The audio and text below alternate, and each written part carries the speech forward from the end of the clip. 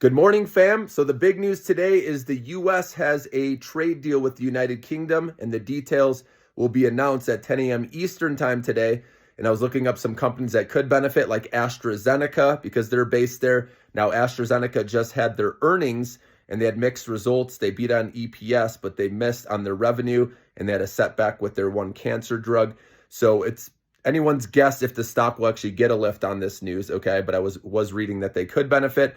Also, Rolls-Royce, but that's an OTC stock, so you pay a fee for that. Over the counter is what that stands for. And then also BAE Systems, another OTC. And then there's Diageo, which is not OTC. This is the owner of Jimmy Walker Whiskey and Tanqueray Gin. So these are just a few options, you could look at playing, of UK stocks, okay?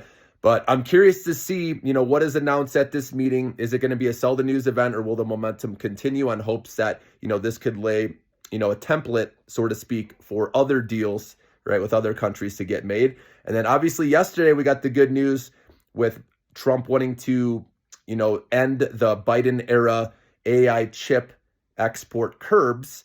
And so with that, obviously semiconductor stocks popped yesterday and aftermarket a little bit this morning in pre-market.